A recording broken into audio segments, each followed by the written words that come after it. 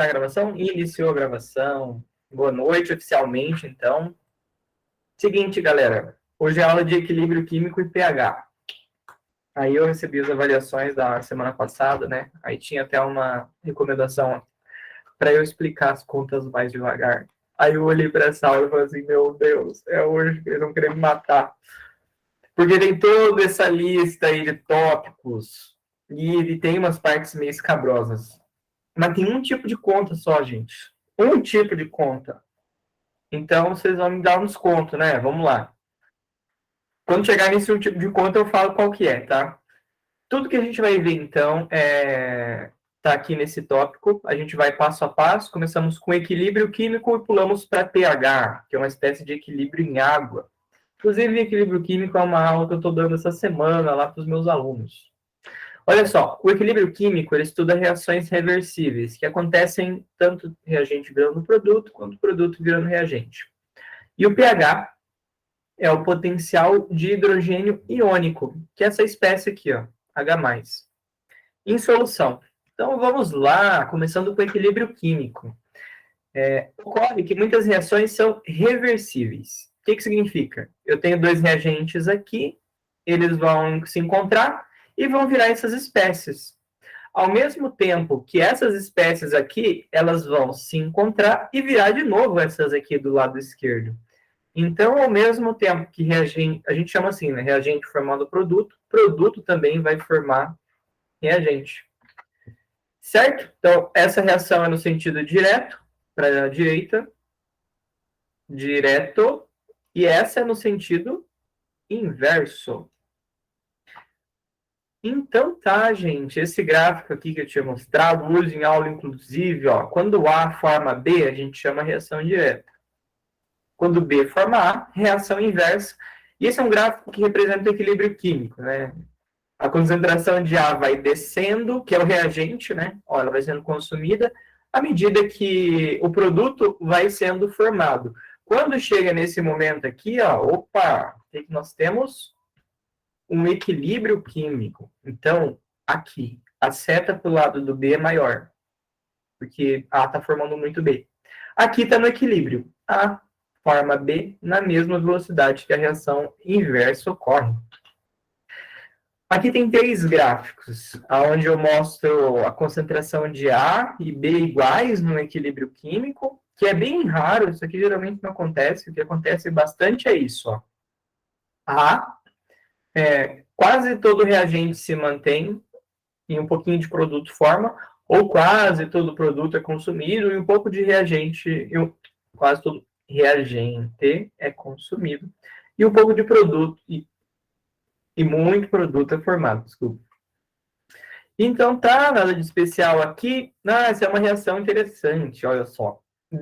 O equilíbrio, ele pode se deslocar. Por exemplo, esse é um exemplo bem legal. Não sei se vocês têm alguém na família que usa lentes transitions. Lentes transitions são lentes que ficam escuras só quando você se expõe à luz. Então, é um equilíbrio químico que é afetado por um fator externo.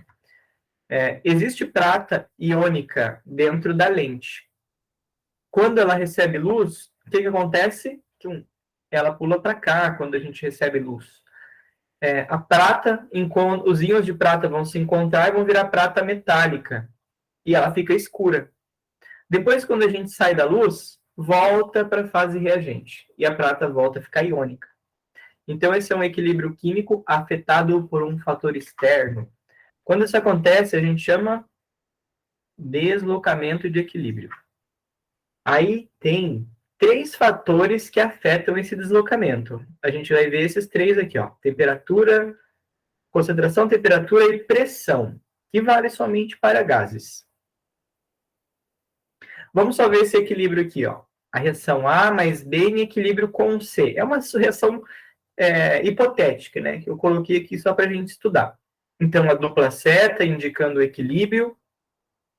Aí é o seguinte, toda vez que eu adiciono a molécula A no meu sistema, ó, o sistema está equilibrado, né? A e B desse lado e C desse. De repente, eu começo a encher de molécula A no meu sistema. Pensa que ele está todo dentro dessa garrafa aqui. e eu começo a encher de molécula A aqui dentro. O que o equilíbrio vai falar? Fala, pô, meu, tem muita molécula A, cara.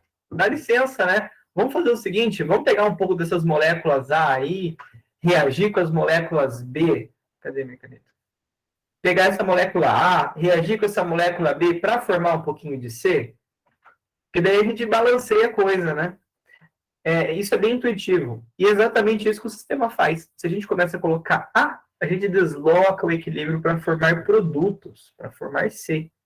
E é isso que está nessa primeira frase aqui, ó. Adiciono A, eu desloco para os lados dos produtos e começo a formar C. Então, se eu começo a colocar muito desse sistema, ela vai para a direita. A mesma coisa vai acontecer se eu começar a encher de B aqui. O sistema também vai querer consumir esse B que está excedendo no meu equilíbrio. Aí ele começa a formar C até achar que entrou de novo no equilíbrio químico. E o que acontece se eu adiciono C? Meu equilíbrio vai, manda no chat aí, meu equilíbrio vai para a esquerda ou vai para a direita? Ele vem para cá ou ele vem para cá? Tchum ou tchum?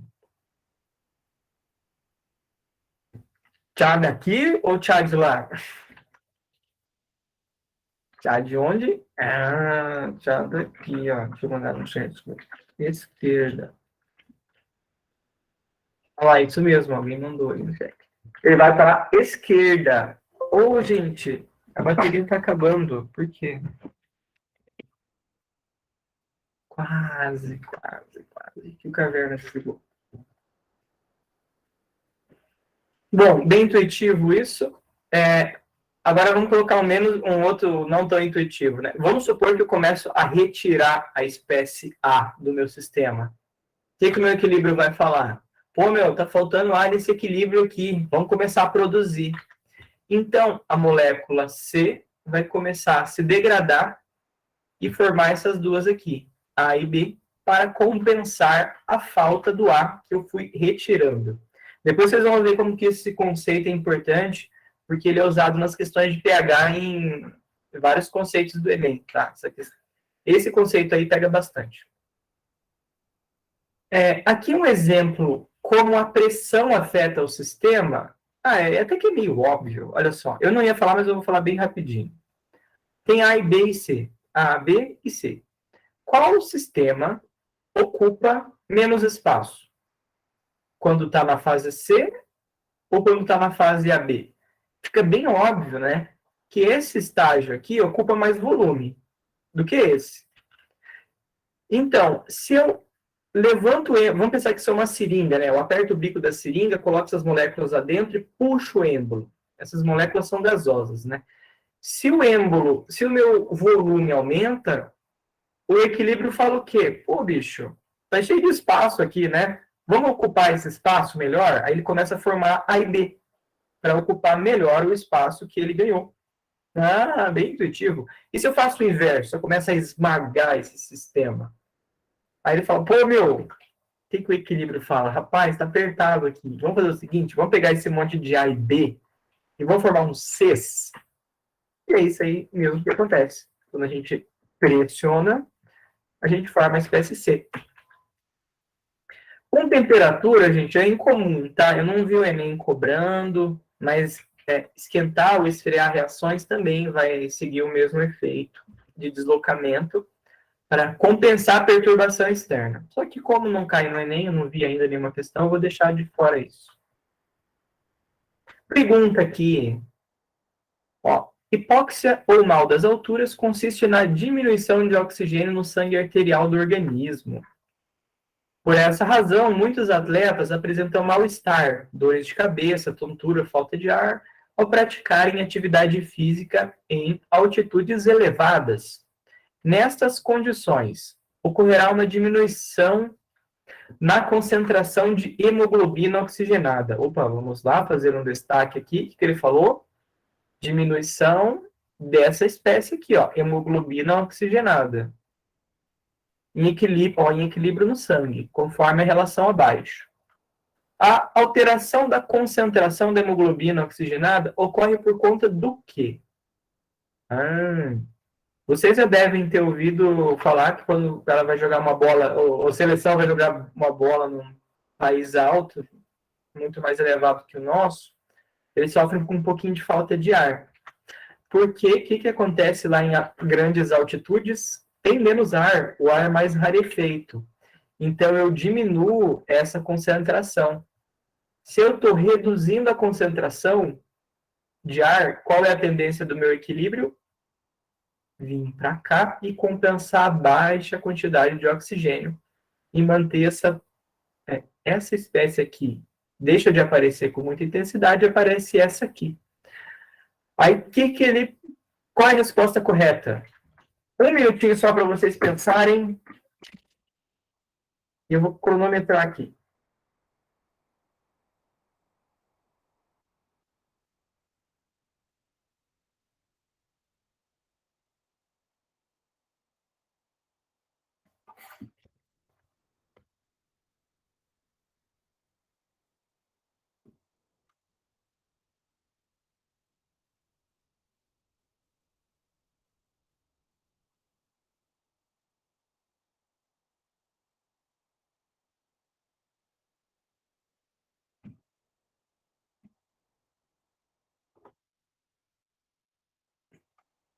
Resposta certa, então. Letra D.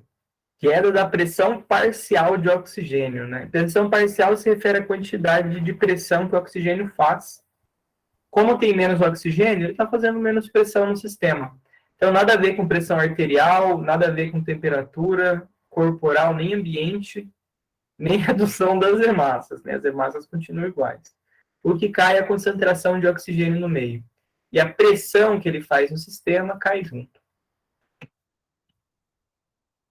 Pronto, essa é a equação que eu falei que é o bicho, que nem é tanto bicho assim, que vocês vão aprender aqui comigo. Ó. Existe agora a constante de equilíbrio. Ó. Chegamos no item 3. Essa constante de equilíbrio, ela é dada pelas concentrações dos produtos dividido pelas concentrações dos reagentes. Vamos ver esse exemplo aqui. Ó. 2 iodetos de hidrogênio com gás hidrogênio e gás iodo. Como que fica a minha equação de constante de equilíbrio? É assim, ó, constante de equilíbrio é igual produtos em cima e reagentes embaixo. Deixa eu só dar uma olhadinha aqui na frente. Produtos em cima, quem são os produtos? Vou fazer aqui um destaque em azul. Olha onde eles estão. Em cima. E reagentes, vamos fazer um destaque em vermelho. Eles estão embaixo. E esses valores, eles são multiplicados, né? E esse 2 aqui, vamos só comentar esse 2 rapidinho. Como tem duas moléculas de HI aqui na minha equação, ao invés de eu escrever HI vezes HI, o que eu faço? Coloco um HI ao quadrado. Então, está aqui, essa é a minha constante de equilíbrio para essa reação. E essa regrinha, produtos em cima multiplicando, reagentes embaixo também se multiplicando, vai valer para todo o equilíbrio. Tá? Anota isso aí na sua cabeça. O que é essa constante de equilíbrio? É o seguinte, o universo se comporta de umas maneiras bem interessantes. Para essa reação em específico, ocorre sempre do valor de constante de equilíbrio ser 54. Então, tá, mas em que concentrações, né? Em qualquer concentração, se eu pegar essa garrafa, encher de iodeto de hidrogênio, só produto. Só produto? Só produto. Esse produto vai começar a reagir, vai formar HI e I, né? Vai formar esse lado aqui. Tipo, eu só adiciono esse. E esse composto vai começar a reagir, vai formar esses aqui, de modo que, quando entra em equilíbrio, eu pego as concentrações dos três, jogo nessa fórmula, me dá exatamente 54. Dá sempre o mesmo valor. Então, tem 4 experimentos aqui que foram feitos, né, realmente, e mostram o H2 numa certa concentração, o I2 numa certa concentração e o HI numa outra. Resolvendo isso, dá 54. E aí fizeram outro experimento, mudaram as concentrações, jogaram mais HI, mais H2, mais... Ó, aqui, por exemplo, jogaram mais H2 do que I2, ó, aqui também. E no final das contas, o equilíbrio vai para lá, vem para cá, até o número bater 54. O que o equilíbrio fala? Rapaz, manjo das constantes de equilíbrio, hein? Aí ele fica jogando a reação para lá, para cá, até dar o número certo. Ele faz a conta e fala, opa, bateu aqui, vamos parar de reagir a coisa. Né? E aí as concentrações a partir desse momento ficam constantes. Tudo bem? Qual que é a lógica disso? Eu consigo prever as concentrações sem ter que fazer o experimento. E essa é a base para a gente entender de onde vem o pH. Já a gente chega lá, hein? Uma coisa importante das constantes de equilíbrio, quando compostos sólidos e líquidos estão num equilíbrio, eles não participam da constante de equilíbrio. Por quê? Eu tenho aqui água. Em 1 litro de água... Não, vamos pensar no seguinte. Sal. Eu tenho 1 litro de água aqui. E eu jogo sal aqui dentro dessa água. Conforme eu vou jogando sal, eu vou aumentando a concentração de sal na garrafa. A concentração varia que fala. Ok, né? Fácil de intuir isso. Mas se essa água fosse puríssima, só tivesse água aqui dentro, 1 litro de água, ia ter uma certa quantidade de mols, né? Então eu falo assim, aqui em 1 litro de água tem tantos mols de água. Hoje a gente fez o cálculo. Vou pôr no chat ali. Em 1 litro de água, tem 55,5 mols de H2O, que é a molécula da água, né? Aí é o seguinte, se eu jogo mais água aqui dentro, aumento para 2 litros, a concentração de água muda? Tem a concentração. Quanto de água tem por litro? Se eu jogo mais água, a concentração de água não muda. Ela continua igual. Porque a quantidade que ocupa o volume de 1 litro vai ser sempre a mesma. Então, quando a gente trabalha com líquidos, a concentração é constante. Eu vou escrever aqui, ó. Concentração constante. Isso também vale para os sólidos. Vamos pegar esse plástico aqui, ó. Tem um plástico aqui comigo. A quantidade de mols por litro desse plástico é a mesma de se eu pegar e rasgar um pedacinho desse plástico e falar assim, qual é a concentração desse pedacinho que eu rasguei? Vai ser a mesma. Por quê? A quantidade de mols por litro do material vai ser sempre igual, independente da extensão. Eu posso aumentar a massa, o volume, mas a concentração é sempre fixa, constante. Então, toda vez que tiver uma concentração constante, eu não incluo ela aqui na equação, porque o valor é fixo. Então, fica só os valores que alteram sua concentração. Então, ó, produtos em cima, reagentes embaixo, né? Esse e esse aqui. E nesse caso, só a água vai estar de fora. Esse aparece e esse também. Ó. Flúor, H3 ou mais e HF embaixo. E aqui, tem água líquida também. Ó. Então, o líquido não vai entrar na equação. Só o que está aquoso, né? Dissolvido em água. Ó, produtos em cima, reagentes embaixo. Aí, já temos a base para chegar no pH. Ótimo, ótimo. Tomar uma aguinha aqui para me hidratar. Preciso dar uma refrescada na cuca. Daqui a pouquinho vai...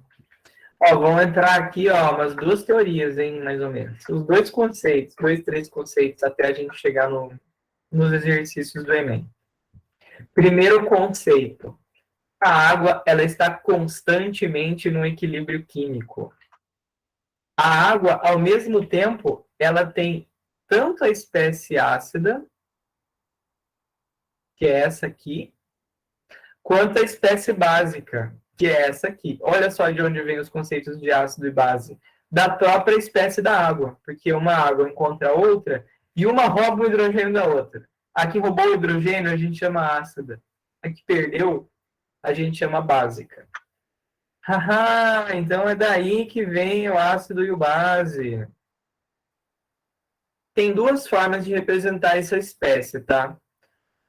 Essa reação, na verdade, eu posso colocar duas moléculas de água, vamos fazer um destaque em amarelo aqui. Eu posso colocar, não, vamos fazer um destaque em azul. Eu posso representar duas moléculas de água reagindo, e aí vira o H3O+, e o OH, ou eu posso mostrar só uma espécie de água reagindo e forma quem? H+ e OH. Bom, o H nas duas reações é iguais. Agora, por que eu chamo H3O+ e H+? As duas espécies, na prática, representam a mesma coisa. Eu posso escolher representar só o H+, ou posso representar o H3O+. Dois símbolos para a mesma espécie, tá? Então, aqui dentro dessa garrafa tem tanto a espécie OH, que é básica, quanto a espécie ácida, que é... Aí eu posso tanto chamar ela de H3O+, como H+, tá? Porque o que é o H+, se não um hidrogênio ligado a uma água? Então, os dois são equivalentes, né? Acho que deu para entender isso aí, né? As duas espécies aparecem, tá? É comum ver as duas sendo representadas em questões do Enem. Ok. Agora vamos ver como que é a constante de equilíbrio para a água, né? Lembrando, como que é a constante de equilíbrio? É igual a produtos dividido por concentração reagentes. Esse colchetes aqui, ele significa concentração em mol por litro, tá? Certo, aqui está a nossa fórmula. Opa, reagentes. Então, tá, vou olhar essa reação aqui. Quem são os produtos? Esses daqui. Eles vão estar por cima. E esses daqui são os reagentes. Ué, eles não estão por baixo.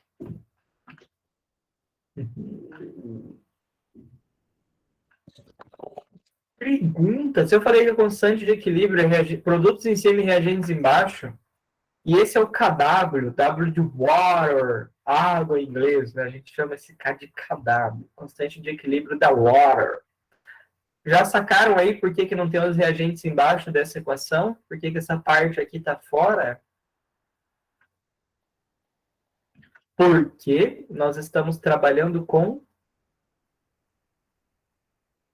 substâncias na fase líquida.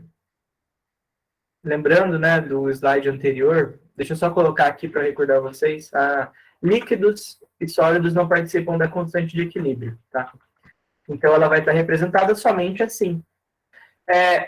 Eu posso representar a equação dessa forma, deixa eu fazer um outro destaque aqui, com essa espécie aqui, ou com essa, né? Se eu considerar a espécie H+, ao invés da H3O+. Mas, enfim, ambas na prática representam a mesma coisa. Então, tá bem, gente. Essa é a constante de equilíbrio. A escala de pH, vou pôr no chat ali para variar. A escala de pH vai de 0 a 14. Acho que vocês já ouviram disso, né? 7 é neutro. Indo para o 0 é ácido, indo para o 14 é básico. Então, quando eu resolvo a constante de equilíbrio, multiplico a concentração de H+ por OH-, vai dar exatamente 10 elevado a menos 14. Então, se eu pego as concentrações de H+ e OH- aqui dentro, vai dar 10 a menos 14. Sempre dá esse valor.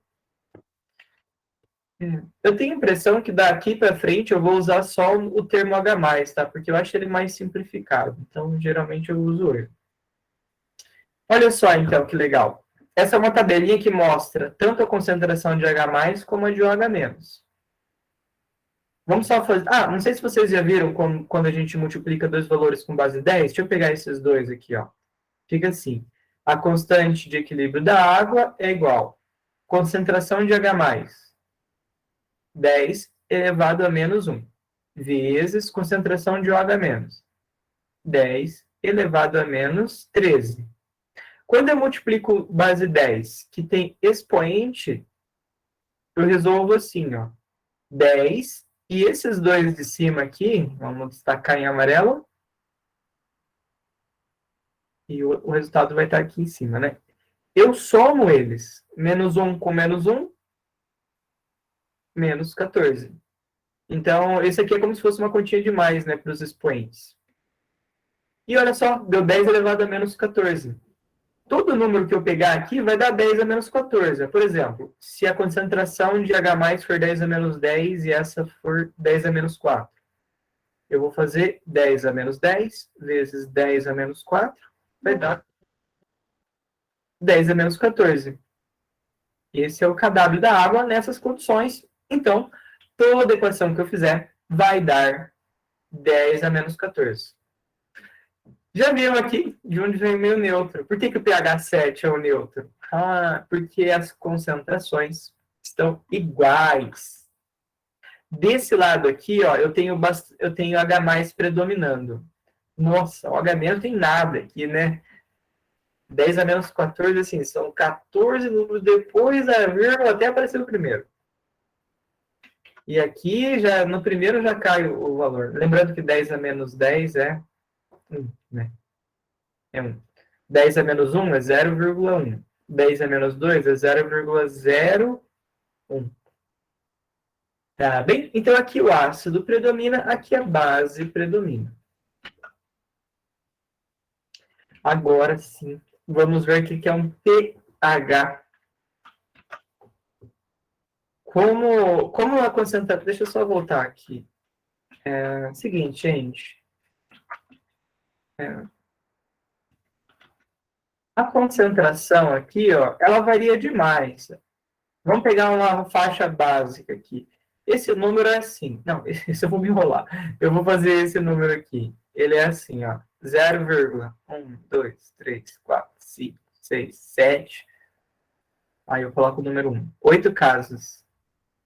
Mol por litro de H+. Então, se o pH, se a minha faixa de pH estiver aqui, eu vou ter esse valor de hidrogênio. Então, percebam o seguinte, o valor de hidrogênio, ele não dobra, ele não triplica. Ele, de casa em casa, ele muda em 10 vezes. Cada vez que eu mudo uma unidade de pH, né, e cada faixa dessa representa um pH, ela altera em 10 vezes a concentração de H+. Quando o número altera muito, o que eu faço? Eu faço um pH, que é menos log da concentração de H+. Meu Deus, eu não pus um log, não, quase 8 horas da noite. Aí você fala assim, poxa, professor, você é um sacana, né? Não é culpa minha, gente. Esse logaritmo aí, ele tem que estar aí, porque a gente está trabalhando com números muito grandes. Mas você não precisa saber resolver log. Tem uma forma mais simples de você resolver isso, que é o seguinte. Tá vendo esse H aqui? Deixa eu silenciar meu celular. Cadê a caneta? Olha só que interessante. Essa é uma determinada concentração de H+ na minha água. Tem 3 casas depois da vírgula. O que significa? Que a minha concentração de H+ está nessa ordem de grandeza aqui, ó. 10 a menos 3. Esse valor é o meu valor de pH. O valor do meu expoente da base 10 é o meu valor de pH. Ele me diz o quão pequeno é meu número. Esse aqui é o menos log. Ele vai falar quão pequeno, quão grande é um número. Vamos olhar esse aqui, ó. H+, tem concentração, espécie ácida, né? Vou chamar de ácido. 0,0002. Quantos números foram aí? Foram 4 casos até chegar no primeiro algarismo significativo. Então, Se eu colocar esse número em base 10, ele fica assim, ó, 2,1 vezes 10 é menos 4. Só para vocês entenderem, tá? De onde saiu isso, ó. A vírgula pula 1, 2, 3. Na quarta casa, eu coloco uma vírgula. Aí fica assim, 2,1. Aí eu faço vezes 10 elevado a menos 4, né? Que representam as 4 casas que eu pulei. Então, qual é o meu valor de pH? Para quem que eu vou olhar? Para esse número aqui. O meu valor de pH, ele é mais ou menos perto da casa 4. Olha só. Eu vou fazer aqui, ó, menos log, minha calculadora faz mal, de 2,1 vezes 10 a menos 4. Ele deu, não sei se vocês conseguem ver aqui, esse cenário, 3,6 alguma coisa. 3,67. Tá? Então, ele não chega a ser 4 exatamente, mas está perto. E tem o pH. Bom, como o pH e o pH eles têm uma certa relação, pH mais pOH vai... o amarelo não pega aqui, interessante. O pH vai dar, então, vou fazer um destaque assim. pH vai dar 14. pH mais pOH, 14. Ou H mais vezes o H menos, 10 a menos 14, né? Esses dois valores, eles são bem relacionados. Tá bem. Olha como fica a nossa tabela de pH. Aí você fala assim, meu Deus, professor, é muito número. Ainda mais para 8 da noite. Mas segue uma relação, olha só. Vamos pegar a caneta. Eu estou usando bastante marca-texto. Se eu vejo que a minha concentração está 10 a menos 3, qual é o meu valor de pH? 3. Porque ele vai olhar o número do expoente. Meu pH vem do expoente da concentração em mol por litro de H+. E qual vai ser a concentração de OH-? O expoente é a diferença para chegar nos 14, né? Então, essa aqui é 3, aqui tem que ser 11. E eu posso fazer o tal do pOH também, né? Que é pegar o expoente do OH e colocar o valor dele aqui. Aí eu falaria que ao invés do pH, eu teria também como classificar a água. Essa água aqui tem pH 6. Então, qual é o pOH dela? É 8. O pOH é um conceito que existe, mas é pouco usado. Por sorte, eu nunca vi o Enem cobrando, tá? Então, vocês não precisam dar muita atenção para isso. Mas nunca se sabe, né? Nunca se sabe. Então, tá bem, gente. Vamos só pegar outra região aqui, só para vocês pegarem a manha. Olha só. Se a minha concentração de H+ é 10, qual é o meu pH? 10. Minha concentração de OH- é a diferença para chegar em 4. Ok? Então, vamos lá. Qual é o pH desse sistema aqui? 0,001. É o seguinte, gente, eu vou respondendo aqui, mas você vai respondendo para você mentalmente aí na sua cabeça, tá? Vai analisando assim e respondendo, que eu vou fazer essa conta devagarzinho para você acompanhar. Qual é o pH aqui? pH vai ser igual a 3. Vamos ver se eu acertei. Ó. Tem 3 casas até o primeiro algarismo. Concentração 10 a menos 3. pH 3. Não é tão difícil assim, né? Não é tão difícil assim. E esse aqui? Qual é o pH desse sistema? 0,00021. pH. Mais ou menos. Esse é um sinal de mais ou menos. Mais ou menos. Não é exatamente. Mas, ó, 1, 2, 3, 4 casas. Ele vai estar perto de 4 casas. Olha só. Então, se eu coloco em base 10, fica 2,1 vezes 10 a menos 4. Então, mais ou menos ali pH 4. Aqui tem uma tabelinha legal para a gente completar. Vou completar com vocês aqui. Se a concentração de H+ é 10 a menos 3, qual a concentração de OH menos? 10 a menos 11. pH 3. meio ácido. Eu não vou colocar a faixa de pH, não, tá? Mas seria a diferença para chegar em 14, né? No caso, seria a concentração, o expoente da concentração da hidroxila. Não sei se eu tinha falado o termo para vocês, né? Isso aqui é uma hidroxila. Então, se vocês me ouvirem falando hidroxila, eu estou me referindo à espécie básica. Tá, isso aqui seria bem clássico também. 10 a menos 10, então concentração de OH, 10 a menos 4. Aqui, meu pH é 10, né, porque esse número aqui.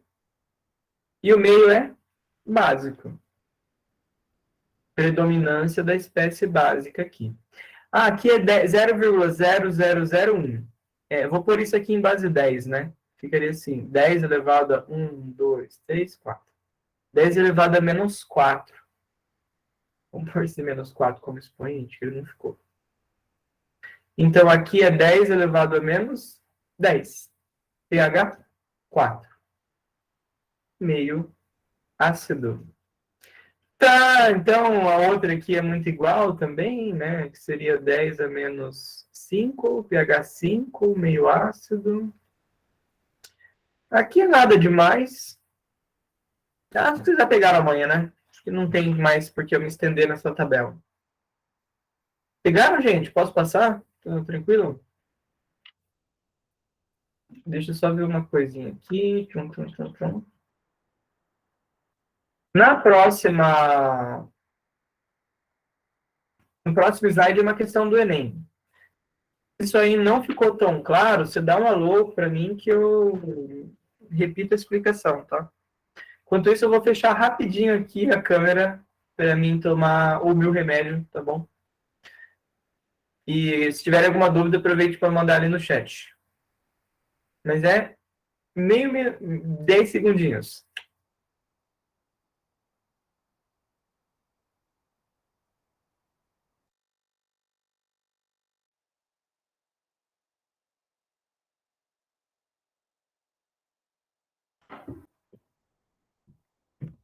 Estamos de volta, estamos de volta.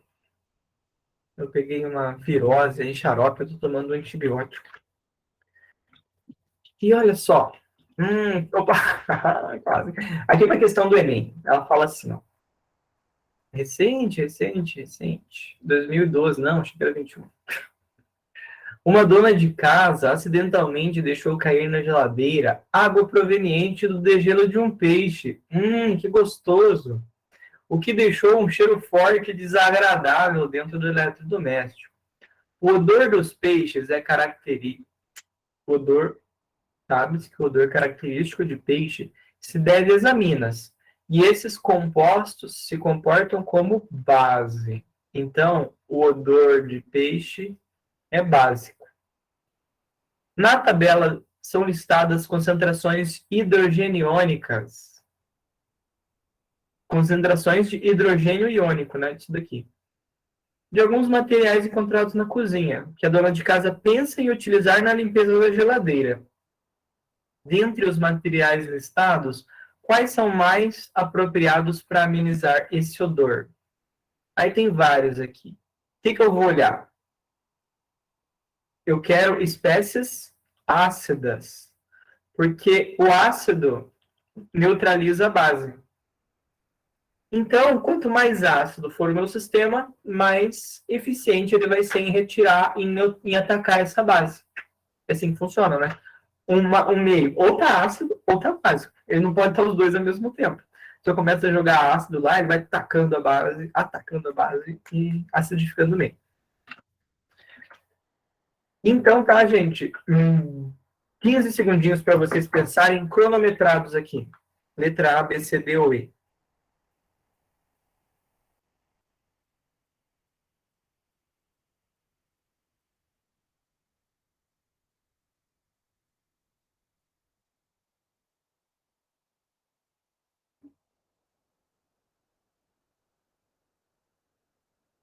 Quinze. Vamos ver. Quem que eu vou olhar aqui? Ó, os valores que forem maiores é esse e esse.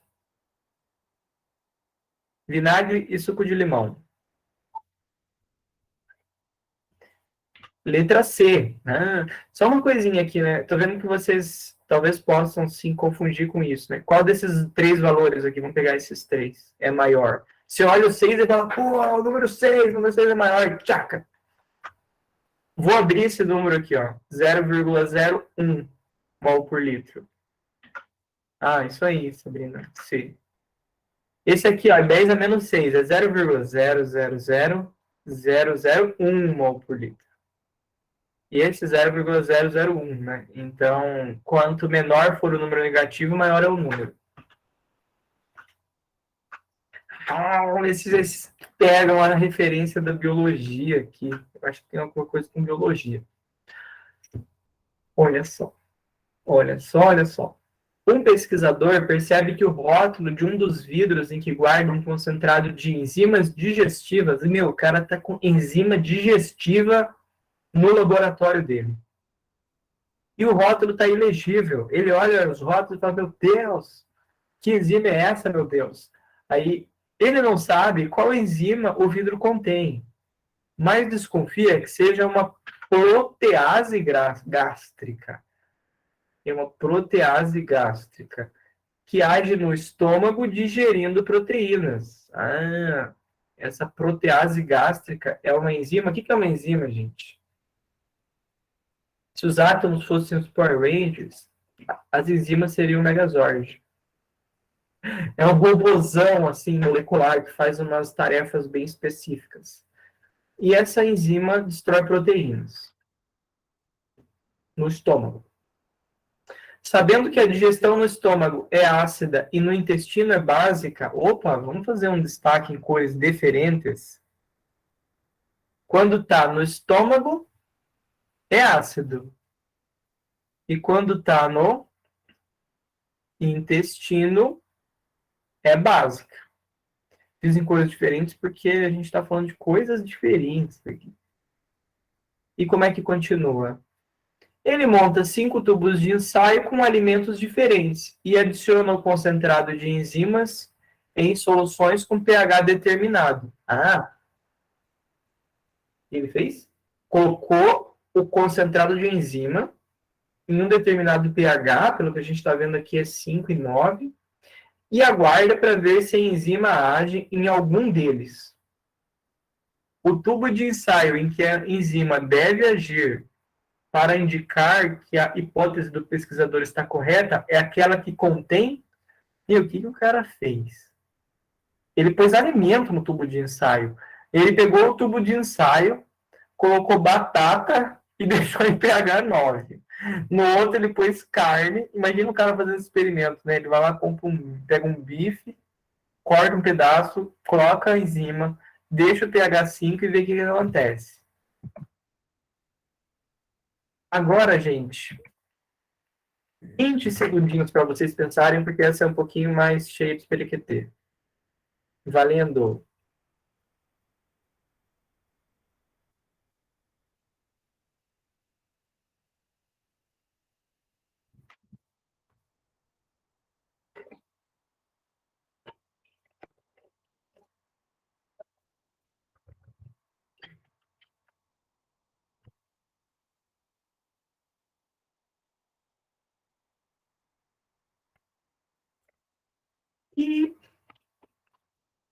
E aí? Boa, Cauã. Letra B. Por que é letra B, né? Vamos pegar a caneta. Se ela é ácida, se ela age em meios ácidos, né, o pH tem que estar menor do que 7. Então, essa poderia e essa poderia. Já riscamos A, C e D. Só que é o seguinte, digere proteínas, né? Aí, o que ele colocou aqui? Nesse tinha macarrão, nesse tinha carne. Ah, carne é proteína, macarrão é carboidrato, principalmente, né? Então, letra B que ia ter algum resultado. Correto? Olha, agora a gente está em ácidos e bases. Ácidos e bases. Estamos no slide 25 e 39. A parte principal já foi, tá? Até. Ó, aqui tem uma reação clássica. Um ácido com uma base forma um sal e forma água. Eu vou até fazer uma anotação aqui que eu lembrei de uma coisa. Independente do ácido e da base, tá? Eles vão formar sal e água. Olha só, tem várias reações aqui. Aqui são ácidos, ó, todos eles têm H, que são ionizáveis. Todos esses têm OH, que são bases, ó. Base, base, base, base. E esses hidrogênios aqui fazem parte da parte ácida. Quando eles se encontram, o que forma? O sal de cozinha, nesse caso, né? Todas essas espécies aqui são chamadas sais. Por definição, nossa definição, a gente que escolheu. Toda vez que um ácido e uma base reagem, o produto a gente chama sal. O produto que não for água, né? Vai formar água em todos. E o outro produto a gente vai chamar de sal. Então, assim, tem uma N tipo de sais que podem ser formados. Aqui eu vou falar de ácidos fortes. Olha, o que é um ácido forte? Ácido clorídrico, ácido sulfúrico, essas coisas aqui, quando elas entram em água, gente, elas liberam todo o hidrogênio dele. O ácido clorídrico pega o hidrogênio e sai daqui, me deixa, e fica sozinho. Para o canto dele, o cloro vai para o seu lado, o H+, vai para o seu lado, e toda a espécie H+, sai para o meio. Para a espécie do ácido sulfúrico, tem dois hidrogênios, né? O primeiro, ele sai completamente. Vejam que eu estou fazendo uma setinha única. A mesma coisa com esse aqui, ó. O NaOH, ele todo vira Na+ e OH-. Literalmente, o hidróxido de cálcio também. As espécies ácidas e básicas literalmente se separam da molécula e vão para o canto delas. Mas tem as espécies fracas. Aqui, ó, qual que é a diferença desses tipos? Ácidos fortes e aqui, ácidos fracos. Aqui o que sobrou do ácido sulfúrico, né? Ele sobrou com um hidrogênio aqui. Ele pode liberar esse hidrogênio e virar espécie SO4 2-. Mas aqui ele vai estar em equilíbrio. Aqui nem toda a espécie ioniza. Por isso que tem essa dupla seta aqui. E aqui a seta contínua. O mesmo acontece para o ácido carbônico e para o ácido fluorídrico. E bases também, tem bases que não são fortes, tipo o hidróxido de magnésio, o famoso leite de magnésia, muito usado antigamente, agora caiu um pouco em desuso, mas ele serve para funcionar no intestino. E esse é o hidróxido de amônio, que também é em equilíbrio, porque não ionizam completamente, tá? No caso de jogar ácido clorídrico, todo ele vira isso aqui. No caso de jogar ácido fluorídrico, eu tenho tanto essa espécie quanto essas no meio. Vamos chegar aqui na parte que as duas coisas vão se juntar. Deslocamento de equilíbrio que eu falei lá atrás e pH aqui. Aí, saquem só. Quando eu adiciono esse equilíbrio aqui, né? Um ácido forma A- e H+. Quando eu adiciono ácido no meu sistema, eu abaixo o pH. Olha os efeitos que eu coloquei, gente, fantástico. Enchi de ácido aqui no meu sistema. Opa, o que acontece? Essa espécie vai aumentar. O que o meu equilíbrio vai falar? Rapaz, você encheu de H+, aqui, vamos gastar esses H+, e formar essa espécie aqui, ó.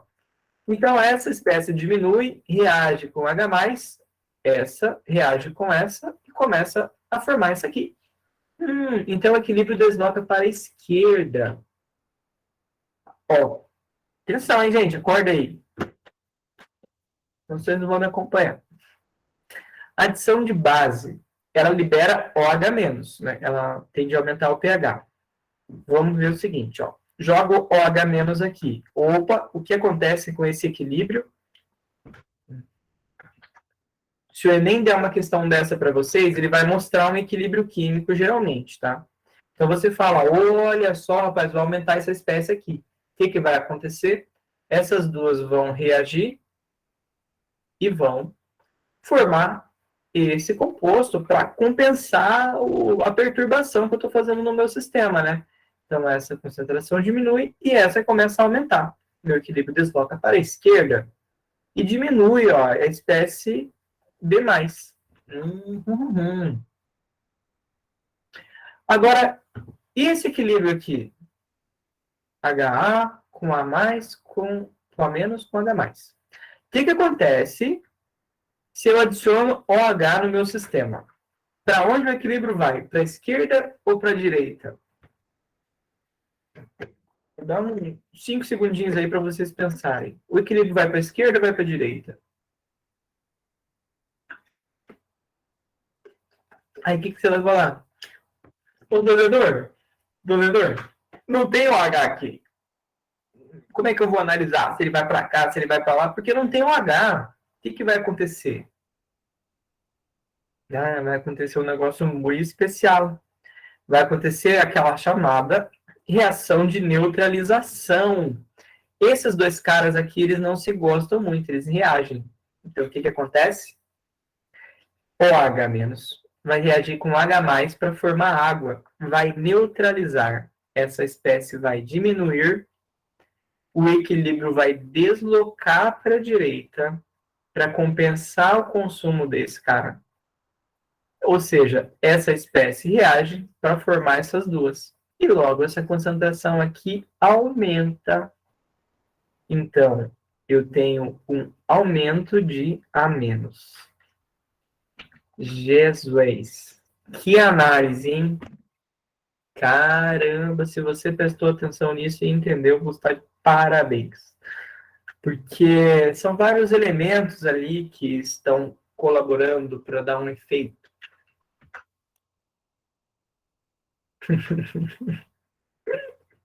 Teve o Enem coloca essa carta dos Lusíadas, né? Gigantesca. Os refrigerantes têm se tornado cada vez mais o alvo de políticas públicas de saúde, blá, blá, blá. Os de cola apresentam ácido fosfórico. Opa, vamos fazer um destaque a tudo que a gente menciona aqui. Ácido fosfórico, substância prejudicial para a fixação de cálcio. Ah, ele é prejudicial para a fixação de cálcio. Olha, se eu estou tomando coca, ó, dá problema com cálcio. O mineral que é o principal componente da matriz dos dentes. A cárie é um processo dinâmico do desequilíbrio do processo de desmineralização dentária. Perda de minerais em razão da acidez. Perda de minerais em razão de quem? Da acidez. Sabe-se que o principal componente do esmalte do dente é um sal chamado hidroxiapatita. Ele é do esmalte do dente. O refrigerante, pela presença da sacarose, faz decrescer o pH. Nossa, essa parte aqui é importante, hein? Eu vou fazer um destaque em vermelho. Tá decrescendo o pH, né? O pH está baixando.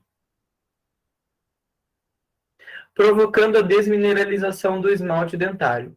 Os mecanismos salivares levam de 20 a 30 minutos para normalizar. Isso aqui não interessa. A equação química abaixo representa esse processo, olha só. Considerando que uma pessoa consuma refrigerantes diariamente, pode ocorrer o processo de desmineralização do dente, devido ao aumento da concentração de... Por que esse processo acontece? Só vamos analisar ele aqui, né, rapidinho. Vou analisar e depois eu passo para vocês. Aqui está o esmalte do dente, né, essa molécula sólida aqui, enorme. E aí faz isso, ó, tchum, o equilíbrio desloca para a direita. Forma essa espécie, essa e essa aqui. Então, já respondi um pedaço dela. O equilíbrio desloca para a direita. Essas três não são. Tá mais fácil, né? 10 segundinhos para vocês pensarem se é a letra A ou letra B.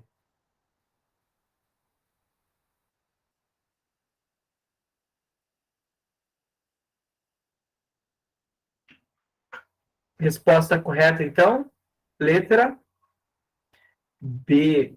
Eu começo a adicionar H+ no meu sistema porque ele decresce o pH. Ele é um ácido.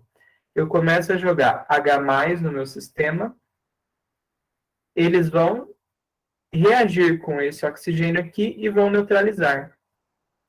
Vou escrever aqui, ó, neutralizar. É a reação de neutralização. Então, essa espécie reduz e o equilíbrio desloca para a direita. Uhum. Gente, rapidinho, ó, forças de ácidos, tá? Ó, a gente chama ácido e quando a gente faz aquela reação de dissociação, né, ó, toda vez que ele perde o H+, ele vira um Cl-. Então a gente chama ácido de base conjugada. Tá? O que sobra do ácido a gente chama de base conjugada. Aqui o H3 ou mais, ou a base conjugada dele. É o H2, H3PO4, né, desculpa. É o H2PO4, a base conjugada. Então, se eu faço aqui uma constante... exemplo, né? O ácido fluorídrico ele é mais forte que o ácido carbônico. Aqui está o valor de constante dele. Mesma fórmula de antes, tá? Olha aqui o valor da constante. Só lembrando, né? Como que é a equação de constante? Produtos em cima, reagentes embaixo. Quem que são os produtos? Esse e um outro que eu não representei aqui, que é o H+. Vou fazer a reação, ficaria assim, né? Esse mais H+. E o flúor menos vai estar aqui. Então, eu jogo naquela equação, né? Fica produtos em cima, reagentes embaixo, dá 7 vezes 10 a menos 4. Se eu faço a mesma coisa com ácido carbônico, dá 10 a menos 3. Perdão, 10 a menos 7. Olha só. Esse valor aqui, ele é maior do que esse valor aqui. Se as espécies que estão em cima da equação, se a espécie ácida está aqui em cima, significa que ela é maior do que essa. Essa aqui é menor. Tá? De Deus. Quanto maior for o valor de Ka, mais ácida tende a ser a espécie. Vamos ver. Aqui tem um exemplo do Enem, ó. Ele diz o seguinte: ele quer saber qual que reduz com maior eficácia os poluentes. Eu vou dar uma resumida aqui, tá? Ele quer saber quem que é o mais eficaz. Vou ter que ler tudo. Após o desgaste completo, os pneus podem ser queimados para a geração de energia. Ok, né? Ótimo queimar pneu. Dentre os gases, né, gerados na combustão completa da borracha, alguns são poluentes e provocam chuva ácida. Já saquei. Ele quer uma base. Para evitar que escapem para a atmosfera, acidificando a chuva, eles podem ser borbulhados em solução aquosa contendo uma substância adequada. Que substância adequada é essa? É uma base, tchê, para neutralizar o ácido. Pronto, temos tudo na mão. Qual vai ser a espécie que a gente vai usar? 1, 2, 3, 4 ou 5? Vou fazer uma análise com vocês, tá? Inicial. Essa espécie aqui, em água, ela produz ácido. Não serve. Essa espécie em água produz base. Essa espécie em água produz base. Essa espécie em água produz base. Essas três aqui, elas podem ser usadas. Essas aqui, não. Pergunta: qual das três é a mais indicada? É 1, é 2, é 3? E a resposta é letra D. Porque ela tem o valor de constante básica maior, o valor da constante de equilíbrio, né? Ela tem o valor maior, ou seja, essa espécie vai estar em concentração mais elevada. Aí, gente, fechou. Só para finalizar, ó, tem os indicadores ácido-base, tá? Tipo, essa espécie aqui, ó, em solução, de acordo com o pH, ela muda de cor. Só para mencionar um experimento para vocês, para finalizar. Essa é a fenolftaleína, olha que bonito. É um indicador de base. Quando o meio está acima de 10, ela fica roxa. Eu chamo roxo, tá? Tem gente que dá vários nomes para essa cor bonita aqui. Eu falo roxo. Aí me indica o pH. Aí quero saber se o meio está básico, eu jogo um pingo fenolftaleína ali. Isso aí eu vou fazer no laboratório depois e é uma oi. É uma festa. Ver dois líquidos transparentes criarem cor. Galerinha, tem um experimento de assoprar gás carbônico na água que está relacionado com uma questão. Ah, não coloquei. Não, tem uma questão de assoprar gás carbônico que é uma loucura. Eu tinha só mais essa questão aqui que faltou. Ó, se vocês quiserem tirar um print dela e tentar fazer, melhor, gente. Vou passar para vocês o link de todas as questões do Enem. Acho que a gente conseguiu vencer.